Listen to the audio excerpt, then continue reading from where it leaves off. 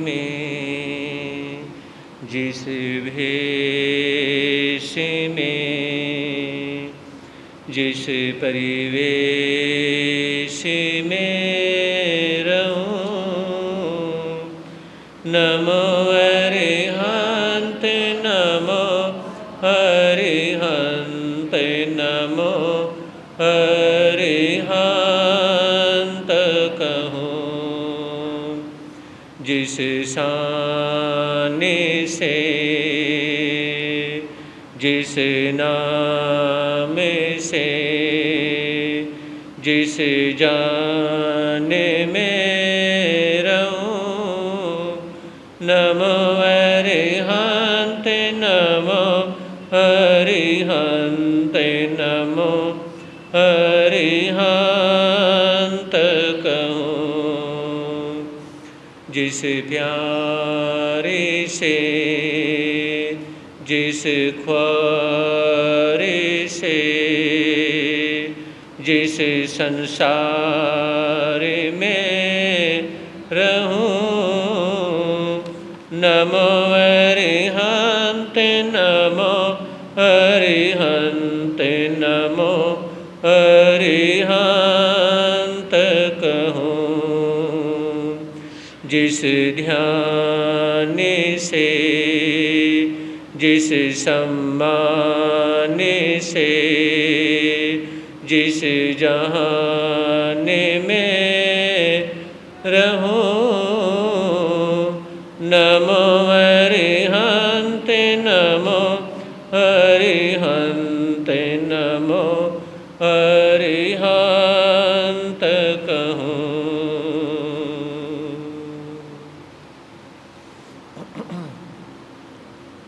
है समय नदी के धार के, जिसमें सब बह जाया करते हैं।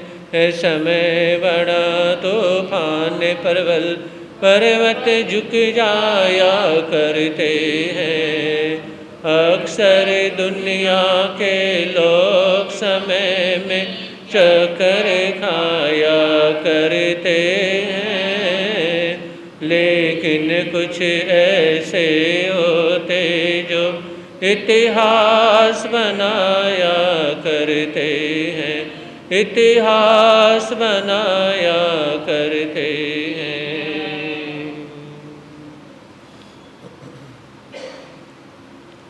चरम तीर्थंकर श्रवण भगवान महर्षि स्वामी के चरणों में कोटि से वंदन अभिवंदन। पूज्य गुरुदेव के पावन चरणों में असीम आस्था के साथ कोटि से वंदन अभिवंदन।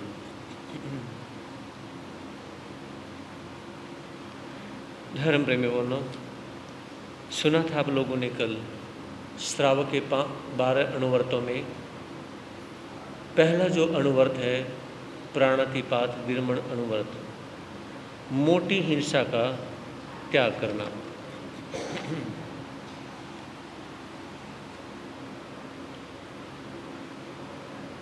श्रावक वो है जो श्रमशील है, विवेकशील है और कर्मशील है। श्रावक उसको कहा जाता है कि जो श्रमशील मेहनत करने वाला है, विवेकशील है। उत्तराधर्म सूत्र में आता है विवेके धम्मे माहिये। जो धर्म है वो आपकी समझ में है। फिर ये भी आता है कि विनय धर्म का मूल है। पहला उत्तराधर्म जो अध्ययन है उत्तराधर्म सूत्र का, विनय श्रुत अध्ययन। उस विनय श्रुत अध्ययन में फरमाया है कि विनय धर्म का मूल है और कहा कि विवेके धम्मे माहिये। तो जो विनय है वो धर्म का मूल है और विवेक क्या है, वो धर्म की शोभा है। अगर धर्म की शोभा बनेगी वो किससे बनेगी? विवेक से बनेगी। और धर्म का मूल विनय है। इसका मतलब ये हुआ कि विनय से विवेक बड़ा होता है। तो प्राणातिपात विरमण अणुवर्त, मोटी हिंसा का त्याग करना। अब मोटी हिंसा का त्याग वही इंसान कर सकता है जिसके पास विनय भी है और जिसके पास विवेक भी है। विनय जो झुकता है,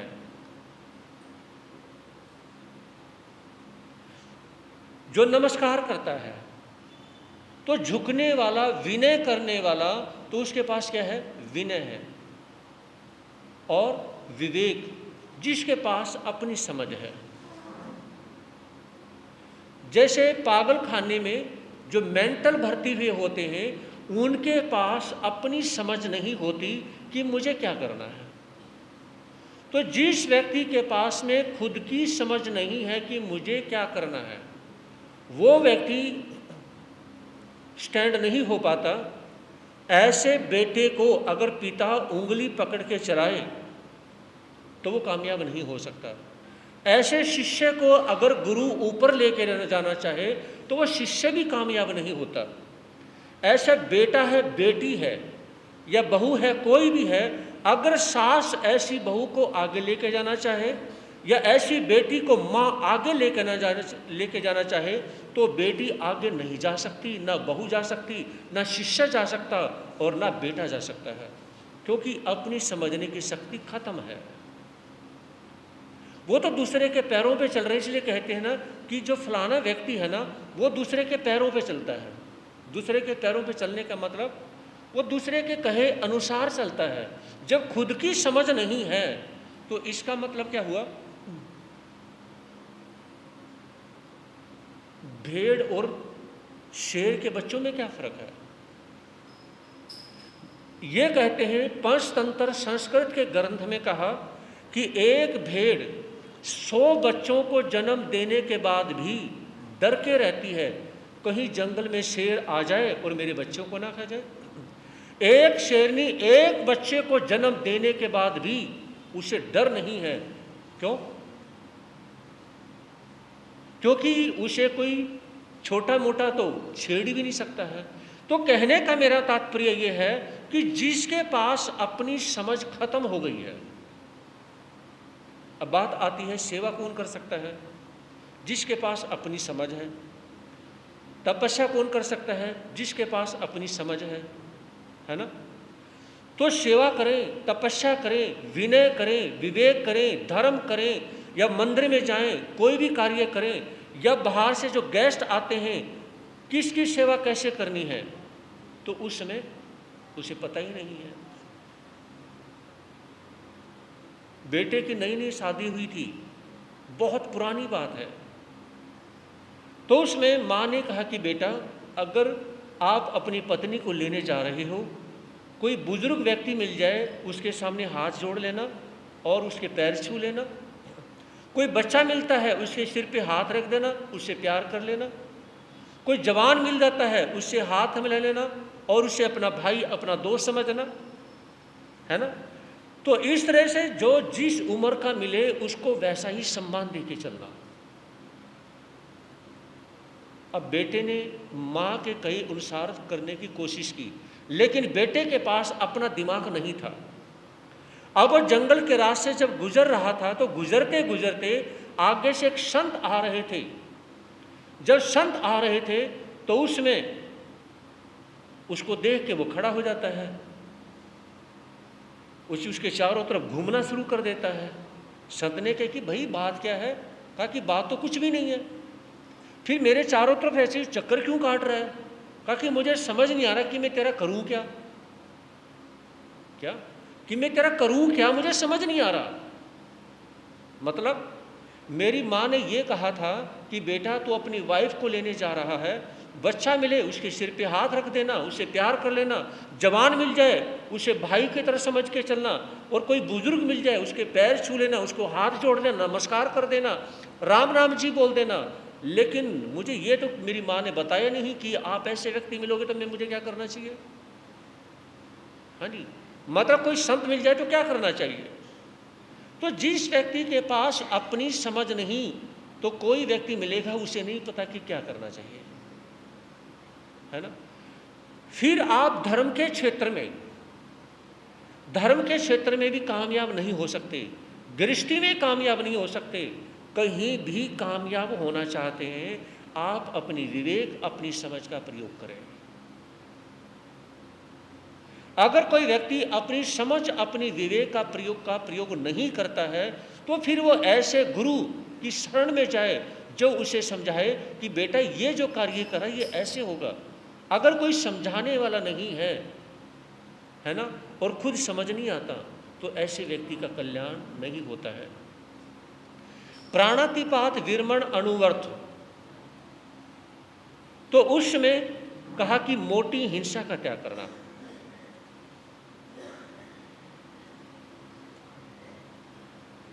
मोटी हिंसा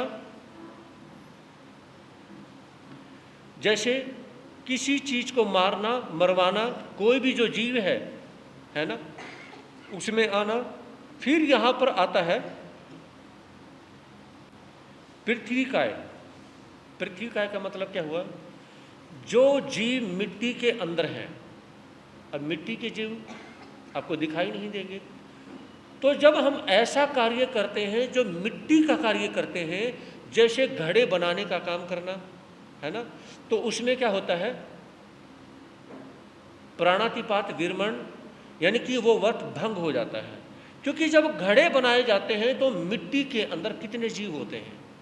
अनगिनत जीव होते हैं। उस अनगिनत जीव के अंदर आपको पता है कि पानी के अंदर सूक्ष्म जीव हैं। अब पानी और मिट्टी को दोनों जो मिलाएगा कौन? कुम्हार मिलाएगा, और दोनों को मिलाएगा, उनको यानी कि तैयार करेगा, तब जाके क्या बनेगा? फिर इसको चरखे पे घुमाएगा तो मटका तैयार होगा, फिर इसको पकाया जाएगा। तो यहाँ पे पृथ्वी काय मतलब मिट्टी, और उसके बाद में पानी का प्रयोग हो रहा है। तो इसमें यह कहा गया अपकाय, तो जो पानी है दोनों को मिलाने के बाद में घड़े तैयार करना, ईंटों का कार्य करना, तो उसमें क्या है? बहुत बहुत मोटा दोष लगता है। जहाँ घड़े बनाए जाते हैं, ईंट तैयार की जाती है, उसमें दोष लगता है। तो इसमें कहा कि हम जितना बच सकते हैं उतना बचें। फिर आता है तेवकाय, यानी कि अग्नि के अंदर अपने संपर्क में आने वाली प्रत्येक वस्तु को भस्म कर देने की क्षमता होती है। तो कई बार सर्दी के समय में लकड़ी इकट्ठी करके उनको जलाने लग जाना, और दिवाली के अवसर पर आतिशबाजी करना, तो ये क्या है? तेवकाय। तो इसमें बहुत से जो पटाखे फोड़े जाते हैं, तो पटाखे फोड़ने से बचना चाहिए। और बहुत सारी लकड़ियां जब हम ऐसे जलाते हैं, सर्दी में ऐसे फूंकते रहते हैं, जलाते रहते हैं, तो उसमें बहुत मोटी हिंसा हमारे पल्ले बनती है। अपने बच्चों को कहें कि बेटा अगर आप पटाखे नहीं जलाएंगे तो अब की बार आपको एक पैंट शर्ट अच्छी सी ड्रेस ला के दी जाएगी, या आपको शूज ला करके दिए जाएंगे। तो अपने बच्चों को क्या है? थोड़ा सा लालच दें कि आपको ये चीज़ ला के देंगे, तो बच्चा उस लालच में क्या है? छोड़ सकता है। अब की बार जो बच्चे बैठे हुए हैं, कौन कौन बच्चा है जो पटाखे नहीं जलाएंगे? जलाओगे? दिवाली पे मिठाई खाना छोड़ सकते हैं, लेकिन मिठाई खानी, पटाखे जलाने। बच्चे सोच रहे हैं कि मिठाई तो बाद में भी खा लेंगे, मम्मी घर में हलवा बना देगी सूजी का, है ना, और चीज़ें। बच्चों, पटाखे जलाने से क्या है? जो हवा के अंदर बहुत सारे जीव हैं, और कई बार हम पटाखे क्या है? इतने ज़्यादा ईगो में जलाते हैं कि हाथ में लेके ऐसे फेंकते हैं, है ना, और वो कई बार फेंकने से पहले ही हाथ में भटक जाता है। तो कौन कौन बच्चा है जो पटाखे नहीं जलाएगा? जो आतिशबाजी होती है, आतिशबाजी, तो आतिशबाजी करने से क्या है? उसमें बहुत मोटा पाप लगता है। तो अपने बच्चों को सिखाएं कि बेटा आतिशबाजी या पटाखे इत्यादि नहीं जलाने हैं। फिर आता है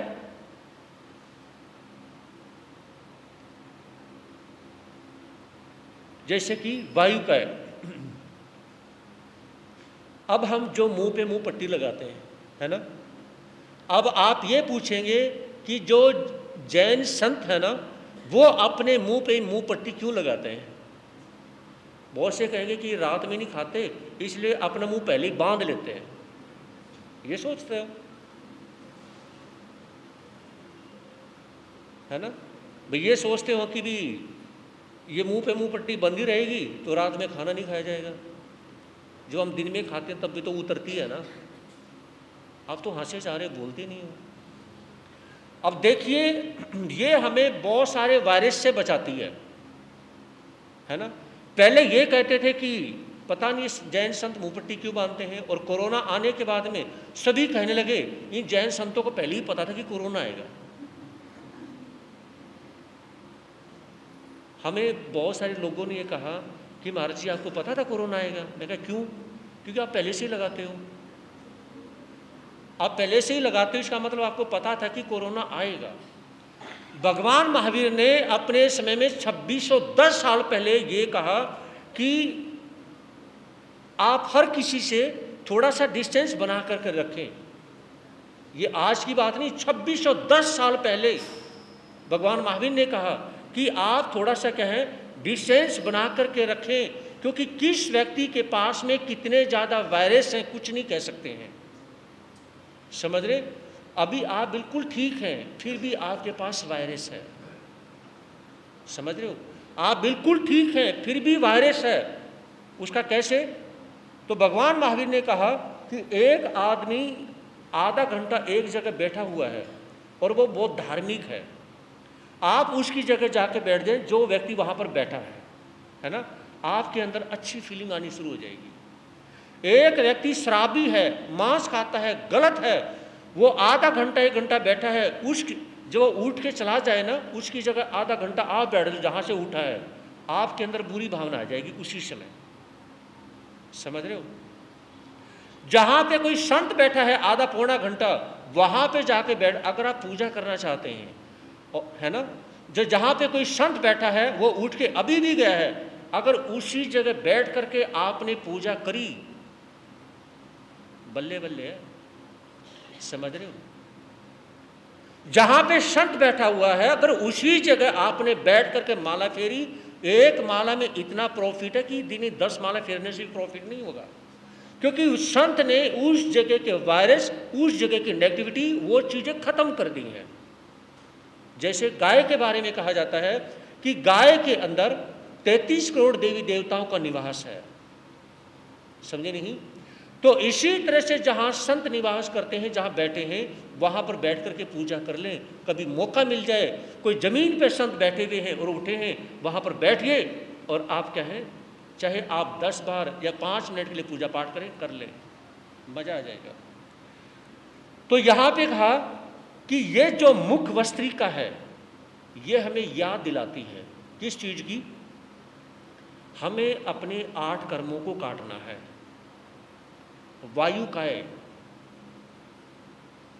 काय का मतलब शरीर, वायु मतलब हवा का शरीर, जो हवा के अंदर जीव हैं। तो ये हमें याद दिलाती है कि हवा के अंदर जीव हैं। बहुत से व्यक्ति क्या करते हैं, जैसे आप भी जब छोटे हो गए, मैं भी जब बच्चों की तरह जब छोटा सा था, तो हमारे सर बोलते थे कि बेटा तुम बुक को ऐसे नीचे लेकर क्यों पढ़ते हो? मैंने कहा सर क्यों नहीं पढ़ना चाहिए? बेटा ऐसे थोड़ी पढ़ते, किताब पढ़नी होती है, सामने रखो। सर ऐसे क्यों पढ़ना चाहिए? यहाँ लेके क्यों नहीं पढ़ना चाहिए? बेटा यहाँ लेके पढ़ोगे तो तुम्हारी जूठन किताब के ऊपर गिरेगी, और यहाँ लेके पढ़ोगे तो तुम्हारी जूठन किताब के ऊपर, जब बोलते ना तो कोई छींटा या जूठन गिर जाती है तो वो नहीं गिरेगी। बात बहुत अच्छी लगी। दूसरी बात, जो मुंह पट्टी होती है, इसमें जो 8 तय होती हैं, तो हमें अपने कर्म काटने के लिए हमें शिक्षा देती है। तीसरी बात, हमें यह मुंह पट्टी ये शिक्षा देती है कि बोलते समय थोड़ा सा सोच लेना। क्या? बोलते समय थोड़ा सा सोच लेना। नंबर 4, जैसे कि कोरोना के अंदर जो मास्क लगाया गया, वो इसलिए लगाया गया कि हमारे हाथ पे कहीं वायरस लग गया है तो हम डायरेक्ट अपने मुंह पे नहीं लगा सकते, है ना। हमारे अंदर वायरस ना जाए, तो वो कहीं पे हाथ लगा है तो मुंह पे मुंह पट्टी लगी है तो वो वायरस हमारे अंदर नहीं जा सकता है। तो ये हमारे जो मुंह पट्टी है हमें विवेकशील बनाती है, हमें विनयशील बनाती है। तो ये हमें शिक्षा देती है कि बोलने में विवेक रखो, बोलने में शिष्टाचार का पालन करो, समझ के बोलो, देख के बोलो, देख के आगे सामने कौन है, बच्चा है प्यार करो, बूढ़ा है सम्मान करो। तो ये जो एक मुंह पट्टी है हमें इतनी शिक्षाएं देती है। अब आपको पता लग गया कि हमें मुंह पट्टी लगाने का हमारा औचित्य, हमारा मतलब क्या है। अब आगे आता है वनस्पति काय। वनस्पति काय हमारे देश के एक साइंटिस्ट हुए हैं डॉक्टर जगदीश चंद्र बसु। उनसे पहले कोई भी वनस्पति में जीव नहीं मानता था, यहाँ तक अमेरिका के साइंटिस्ट भी नहीं मानते थे। लेकिन डॉक्टर जगदीश चंद्र बसु ने, है ना, उसमें 60-70 साल पहले जब उन्हें जैन धर्म से सुना कि हर चीज के अंदर जीव है, तो उन्होंने विचार किया हर चीज में जीव है। भगवान महावीर ने कहा इसको सिद्ध करना चाहिए, हर चीज में जीव कैसे हो सकता है। तो उसने सूक्ष्मदर्शी और इनका जब रिसर्च किया गया तो कहा कि इनमें जीव है, इसमें जीव है। आप जब मार्केट से सेब लेके आते हो ना, सेब लेके आते हो, आते ही सेब उसको सूक्ष्मदर्शी के नीचे रख के देखना कितने छोटे छोटे चलते मिलेंगे उसके ऊपर। फिर आप कहोगे कि महाराज जी मार्केट से सेब लेके आए थे, वो खाई थी, फिर भी पता नहीं क्यों बीमार पड़ गए। इसलिए ये कहा जाता है कि हल्का सा नवाया पानी या किसी पानी में उसको थोड़ी देर करके उसको धो, अच्छे से धोने के बाद में फिर सेब को साफ करके तब सेब खाओ, ताकि उस पर वहाँ पता नहीं कितनी तरह के जो वायरस कीटाणु हैं वो आपके अंदर ना जाए। तो जितनी शुद्धि का ध्यान जैन धर्म रखता है कहीं नहीं मिलेगी। तो वनस्पति काय, हर वनस्पति में जीव होते हैं। और ये कहा जाता है जब मंथली प्रॉब्लम आती है, डेट प्रॉब्लम एक माता बहन की आती है, उस डेट में यानी कि वो किसी वनस्पति को टच करे तो वो वनस्पति मुरझा जाती है। समझ रहे हो? क्योंकि वनस्पति उस चीज को झेल नहीं पाती, उसमें उनके पास में जो लिमिट से ज़्यादा बहुत हाई जो वायरस होते हैं उसमें क्या कि वनस्पति उसमें झेल नहीं पाती। तो इसलिए उसमें किसी वनस्पति को इसलिए टच नहीं किया जाता है। क्या कि वनस्पति जो चीज़ें हैं, बहुत सारी ऐसी वनस्पति की चीज़ें हैं। बहुत से लोग क्या करेंगे, पार्क में घूमने के लिए जाएंगे और फूल पत्ते तोड़े, सूंघे और चलते चलते फेंक दिया, है ना। अब आपके एक बार नाक पे लगाने के लिए वो फूल तोड़ना था, विचार करने की बात है। आपने जो फूल डाली से तोड़ा है, एक बार नाक पे लगा के और आपने फेंक दिया, क्यों? आपका नाक कुछ ज़्यादा अच्छा है उस फूल से। सारा दिन जुकाम हो जाता है, पता नहीं कितनी बार साफ करना पड़ता है ना। लेकिन फूल क्या है? फूल मतलब यानी कि फूल की वैल्यू आपने खत्म कर दी, है ना। और जुकाम होना, आपको ये नहीं पता कि खुशबू किस चीज़ की आ रही है, बस सूंघना, उसको फेंकने से मतलब है, चलते चलते डाली तोड़ने से मतलब है। पार्क के अंदर जो पट्टी बनाई जाती है चलने के लिए, वो किस लिए? कि आप इस पे चलिए। लेकिन भगवान आदमी क्या है, उछल कूद घास पे इसलिए करते हैं, जबकि ये कहा जाता है कि घास पर बहुत सारे जीव होते हैं। तो आप अपने जो नाखूनों से अपने यहाँ पर ऐसी चुटकी भर के देखें, जोर से, दर्द होगा। हो सकता है बहुतों को ना भी हो सकता ना भी हो। तो जोर से चुटकी भरेंगे, दर्द होगा ना। तो इसी तरह से आपके पैर के नीचे आने के बाद में पार के ऊपर जो घास पे जो जीव हैं, वो पैर के ऊपर जब पैर के नीचे जो मसले जाते हैं ना, उसकी आवाज़ तुम्हारे कानों तक नहीं पहुंचती। समझ रहे मेरी बात को? उसकी आवाज़ तुम्हारे कानों तक नहीं पहुंचती। जब जिस प्रकार से आपने अपनी चुटकी भरने के बाद में आपको दर्द हुआ, तो आपके पैर के नीचे आने के बाद में उस चींटी मकोड़े का क्या हाल हुआ होगा। समझ रहे हो? तो ये कहा जाता है आप जाइए, रनिंग करें, लेकिन उस पट्टी के ऊपर करें, घास के ऊपर ना करें। तो ये आता है प्राणातिपात विरमण अनुवर्त। और अब दूसरा अनुवर्त आता है सतूल मिर्सावाद विरमण व्रत। सतूल मोटा, मिर्सा झूठ। मोटे झूठ से क्या करना है? कैसे झूठ का क्या करना है? मोटे झूठ का क्या करना है? इसका मतलब आपके मन में एक सवाल पैदा होगा, क्या हम छोटे छोटे झूठ बोल सकते हैं? बोल सकते हो, छोटे छोटे झूठ बोल सकते हो, लेकिन वो कमाई करते समय घोड़ा घास से यारी करेगा तो बोलोगे नहीं क्या? घोड़ा घास से यारी करेगा तो खाएगा क्या? तो इसलिए कहा, अब तो कितने खुश हो गए, सारे खुश हो गए, है ना? तो ये कहा कि आप मोटा झूठ नहीं बोल सकते, लेकिन छोटा झूठ भी नहीं बोल सकते किसी की इंसल्ट करने के लिए, है ना? किसी का कुछ नुकसान करने के लिए आप छोटा झूठ भी नहीं बोल सकते। आपने अपना बिजनेस चलाना है, कमाई चलानी है, वहाँ पर आप छोटा झूठ बोल सकते हैं। जैसे जो अंगूठी पहनते हैं, है ना, डायमंड है, माणिक है, पन्ना है, मोती है ना, या और पुखराज है, ये जो है 2-2 हज़ार की जो पुखराज है वो 20-20 हज़ार में बेच देते हैं। कितना मोटा झूठ है, आपको तो नॉलेज ही नहीं है। और चाइनीज ऐसी चीज़ें आती हैं कि 2-3 हज़ार की, यानी कि बहुत से लोग हमारे पास आते भी हैं और कहे कि महाराज जी हम 2-3 हज़ार का चाइनीज से यानी कि मूंगा लेके आए, इतना लेके आए, उनको 15-20 हज़ार में भी बेच देते हैं। झूठ है। तो सतूल मिर्सावाद विरमण व्रत, इतना मोटा झूठ ना बोलिए कि किसी की आत्मा दुख जाए। फिर कहा जाता है कन्या के लिए, मतलब बेटी के लिए, आपने अपने बेटे की शादी करनी है, बेटी की शादी करनी है, उसके अंदर कुछ ऐसे जो माइनस पॉइंट हैं, जो कमी है, वो ना छुपाएं। शादी करने के बाद में पता तो फिर भी चलना है, तो ऐसी कमी को ना छुपाएं जो यानी कि उसके बाद में फिर वो सामने आए। तो बेटे की या बेटी की शादी करनी है या बिजनेस करना है, तो ऐसा मोटा झूठ कभी नहीं बोलना चाहिए जिस झूठ के बोलने से वो परमात्मा को याद करके आपको दिन रात बद्दुआएं दे, दिन रात आपको बद्दुआएं दे कि इसने मुझे लूट लिया है, इसने मेरा इतना नुकसान किया है। तो ऐसा कभी भी मोटा झूठ नहीं बोलना चाहिए।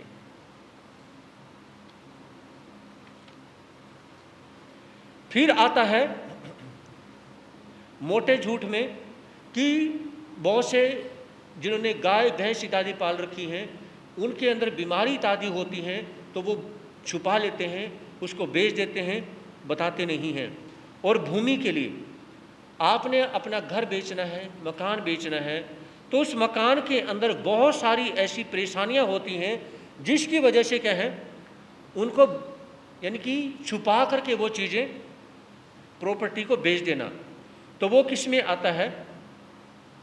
मोटे झूठ में आता है। फिर आता है धरोहर संबंधी मिर्सावाद। एक परिवार की जैसे ज्वाइंट फैमिली होती है, तो ज्वाइंट फैमिली में कई बार क्या कर लेते हैं, क्योंकि नाम किसी के है नहीं, एक व्यक्ति ने क्या किया कि 1-2 प्रॉपर्टी बेच दी। मान लो 4-5 भाई हैं और उसमें ज्वाइंट फैमिली है, तो 1-2 ने बेच दिया, अब उसे कुछ रोक तो कोई सकता नहीं क्योंकि वह ज्वाइंट फैमिली के हैं। तो इसलिए कहा जाता है कि धरोहर संबंधी मिर्सावाद, जो आपकी धरोहर है, तो ऐसी जो चीज़ें हैं उनको आप नहीं बेच सकते हैं, उसमें सभी से बात करके ही बेची जा सकती हैं। तो ऐसा झूठ कभी ना बोलें, क्योंकि इस संसार में हमेशा के लिए रहने के लिए कोई भी नहीं आया है। तो इसे कहते हैं मोटा झूठ बोलना। फिर आगे आता है कहीं अपने रिलेशन में, रिश्तेदारी में, भाई बंधु में अगर किसी के द्वारा कोई भी ऐसा कार्य हो गया है, उसकी झूठी गवाही दे देना। क्या है? उसकी झूठी गवाही दे देना। तो ये आता है मोटे झूठ के अंदर आता है कि जिसमें किसी व्यक्ति को यानी कि ऐसे फंसा देना कि वो क्या है, उसकी जेल हो जाए और अपने किसी सगे संबंधी को बचा लेना। आप दूसरे की अपने को बचा लें, लेकिन अपने किसी सगे संबंधी को, लेकिन ये कहा जाता है कि ऐसा झूठ में फंसा करके किसी के साथ ऐसा गलत कार्य नहीं करना चाहिए। तो शतुल मिर्शावाद में आगे आता है, क्रोध, मान, माया और लोभ ये कभी भी जो है नहीं बोलने चाहिए, नहीं करने चाहिए। आपने इस प्रकार से गुस्सा किया कि सामने वाला व्यक्ति क्या है, ये आपके ऊपर ट्रस्ट कर बैठा कि इसने ये बात महसूस की है, इसका मतलब ऐसा नहीं है। तो उसमें कहा, और कई बार हम क्या कर लेते हैं, मोटे झूठ में, जैसे बहुत सारे भाई बहन बैठे हुए हैं, मतलब यानी कि आप अपनी किसी मंडली में 5 बंदे 10 बंदे बैठे हुए हैं, और उसमें किसी एक बंदे ने किसी दूसरे बंदे के बारे में झूठ में, मजाक में झूठ बोल दिया। अब वो 7-8 बंदे हैं, उन्होंने वो सच समझ लिया। समझ रहे हो, एक बंदे ने झूठ बोल दिया और मजाक में बोल दिया, मजाक में झूठ बोल दिया, लेकिन वो बहुत मोटा झूठ बोल दिया, और फिर बाद में कहे मैंने तो ऐਵੇਂ ही झूठ बोल दिया था, आपने तो ऐਵੇਂ ही बोल दिया। लेकिन वो व्यक्ति अब किस किस को सफाई देगा? समझ रहे, वो व्यक्ति किस किस को सफाई देगा? तो ये कहा जाता है कि जब आप मंडली बना के बैठे हुए हैं, तो उसमें ऐसा झूठ ना बोलें जो आपने मजाक मजाक में झूठ बोल दिया है, तो उस व्यक्ति के साथ में क्या बीतेगी जिसके बारे में बोला गया है। वो लोग कहेंगे कि इससे ये गलती हुई, जबकि आपने बोला मजाक में, और जब तक वो बात यानी कि सभी तक पहुंचेगी, वो इंसान अंदर से टूट चुका होगा, कितना ज़्यादा परेशान होगा, हो सकता है कि वो वहाँ से कहीं अन्यत्र जाने के लिए मजबूर हो जाए। तो यहाँ पे कहा कि ऐसा मोटा झूठ मत बोलिए। अब फिर आता है, किसी को भय दिखा करके झूठ ना बोले। जैसे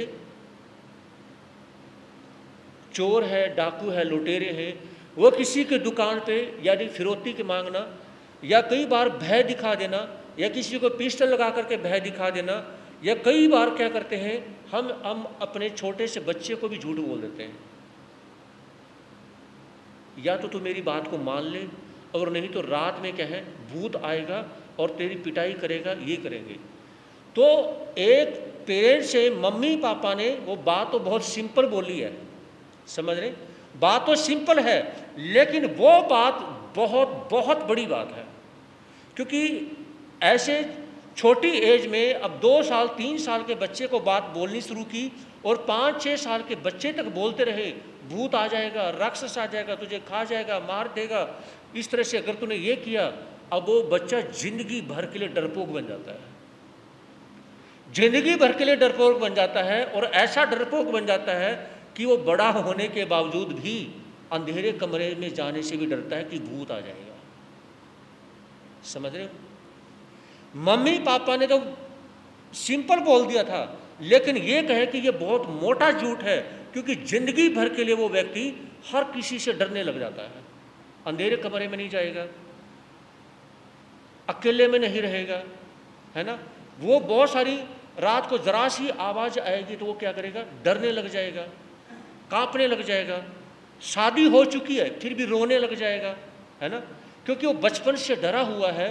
तो जो बचपन से डरा हुआ है वो पता नहीं कितनी बार और कितनी जगह जाके वो डरता रहता है।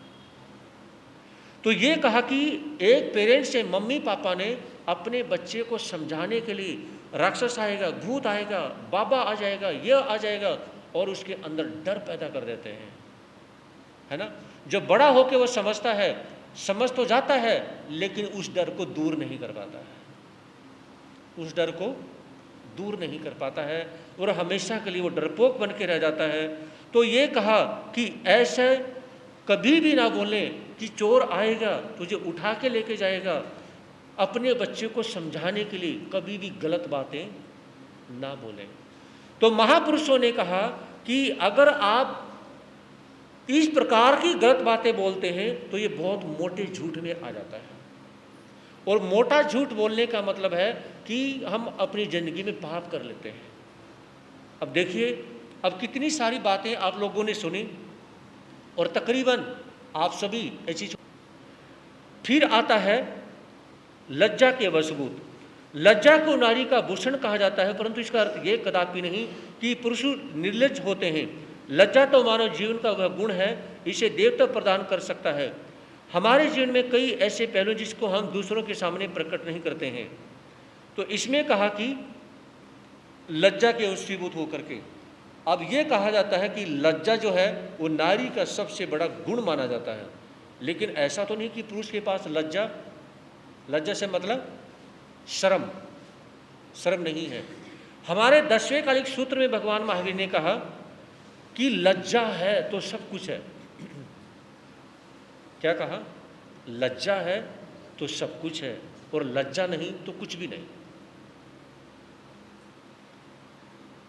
अगर किसी के पास में अब शर्म नहीं है, तो ये कहा कि आप आज के समय में आप कुछ भी दान करो या ना करो। हाँ जी, समझ रहे हैं? आप ब्लड डोनेशन, पैसे का दान, है ना, आइज का दान, बहुत सारे दान हैं, वो आप दान करो या ना करो, लेकिन एक बात का अवश्य दान करो, शर्म दान करो। किसी का गलत करते समय शर्म करो, शर्म का दान करो। तो मेरे महावीर ने कहा, भगवान महावीर 10वें का एक सूत्र में फरमाते हैं, उस शास्त्र में फरमाते हैं, जिस व्यक्ति ने शर्म को खत्म कर दिया तो समझो उसने अपनी जिंदगी में से सब कुछ खत्म कर दिया। क्योंकि अब वो चोर भी बन सकता है। शर्म खत्म होगी, वो चोर भी बन जाएगा, वो बेईमान भी बन जाएगा, है ना, वो लुटेरा डाकू भी बन जाएगा, वो लालची भी बन जाएगा, समझ रहे, वो क्रोधी भी बन जाएगा, वो घमंडी भी बन जाएगा, वो लोभी भी बन जाएगा, है ना, वो मायाचार भी करेगा, वो किसी की बेइज्जती भी करेगा, वो किसी के साथ में खुद नहीं करेगा, वो दूसरे से करवा देगा। तो ये कहा कि अगर आपने किसी के प्रति शर्म खत्म कर दी है तो आपने सब कुछ खत्म कर दिया है। और आपके पास और बहुत सारे माइनस पॉइंट हैं, लेकिन आपके पास में एक प्लस पॉइंट है, वो है शर्म। किसी के साथ गलत करते समय आप शर्म करते हैं। तभी तो हम कहते हैं कि इंसान चाहे और लाख बुराई कर ले, लेकिन इंसान को कभी बेशर्म नहीं होना चाहिए।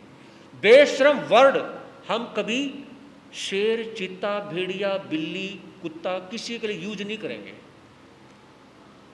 हाँ जी, आप मेरी बात समझ रहे हैं? बेशर्म जो वर्ड है वो हम किस दुनिया में किसी के लिए यूज नहीं करेंगे, सिर्फ इंसान के लिए यूज होता है बेशर्म वर्ड, बाकी किसी के लिए यूज नहीं होता। तो भाई दिमाग में बात आई है? किसी के लिए यूज नहीं होता ये वर्ड, किसी के लिए भी यूज नहीं होता। चाहे बंदर है, कौवा है, चिड़िया है, तोता है, कबूतर है, किसी के लिए यूज ही नहीं होता। समझ रहे? वो जो मर्जी करें, जैसा मर्जी करें।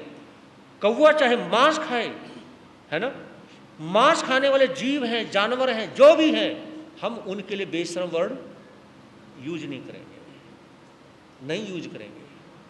लेकिन बेशर्म जो वर्ड है वो सिर्फ किसके लिए यूज होता है? इंसान के लिए यूज होता है। तो यहां पे ये कहा है कि लज्जा का ध्यान रखना, मतलब शर्म दान करना। तो यहां पे फरमाया है कि ऐसा कोई झूठ नहीं बोलना, प्रसंग आने पर किसी भी विवेकशील के कारण किसी को ऐसा झूठ ना बोले कि वो व्यक्ति अपनी शर्म खत्म करने के लिए मजबूर हो जाए। आपने झूठ बोल दी शर्म खत्म करके, तो सामने वाला व्यक्ति आपसे भी बड़ी ज्यादा लिमिट में शर्म खत्म करेगा और आपके साथ बुरा करने के लिए तैयार हो जाएगा। इसलिए महापुरुष ये कहते हैं, इस संसार में अगर दान करना है तो सबसे बड़ा दान क्या करो? शर्म दान करो। जो व्यक्ति शर्म का दान करेगा वो ब्लड डोनेट कर सकता है, ब्लड डोनेट करने वाला शर्म का दान नहीं करेगा, आंखें दान करने वाला शर्म का दान नहीं करेगा। समझ रहे? तो संसार में जितने मर्जी दान करो, अगर किसी व्यक्ति के पास शर्म का दान नहीं, उसके पास सारे दान खत्म हो जाएंगे, सारे दान खत्म हो जाएंगे। एक ही संसार में सबसे बड़ा दान श्रम दान है, तो उसमें सारे दान बचे हुए हैं। जिस दिन ये दान खत्म हो गया, जैसे आप कई बार बोलते हैं कि घोर कलयुग आ गया, कहते हो ना, अब तो घोर कलयुग आ गया। घोर कलयुग अभी भी नहीं आया।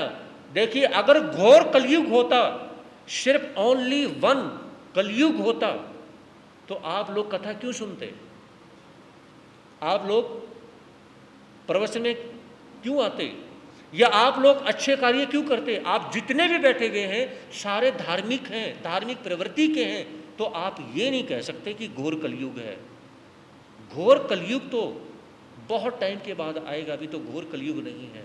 आज भी सच्चाई है, आज भी पुण्य है, आज भी धर्म है, आज भी अच्छाई है।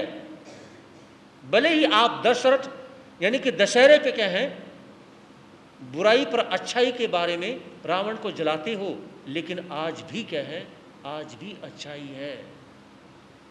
तो हमने ये विचार करना है कि आइए हम सबसे पहले श्रम का दान करते हैं, ताकि हमारे सारे के सारे दान बचे रहेंगे। जिस दान को हमने छोड़ दिया है वो दान हमारे पास आ जाएगा। तो ये महापुरुषों ने नई चीज़ हमें दी है कि मोटा झूठ ना बोलें। तो कभी भी कहें मोटा झूठ नहीं बोलना है। मंगलम साउ मंगलम केवली प्रणंतो दो मंगलम चत्तारी लोगतमा रियंता लोगतमा सिद्धा लोगतमा साउ लोगतमा केवली प्रणंतो दम लोगतमा चत्तारी शरणम पवेजामी अरियंते शरणम पवेजामी सिद्धे शरणम पवेजामी साउ शरणम पवेजामी केवली प्रणंतो धमो शरणम पवेजामी अरियंतों का शरण, सिद्धों का शरण, साधु का शरण, धर्म का शरण, ये चार शरण दुख और न शरणा कोई, जो वह प्राणी करे आचरण, उस अजर अमर पद उसका सदा ही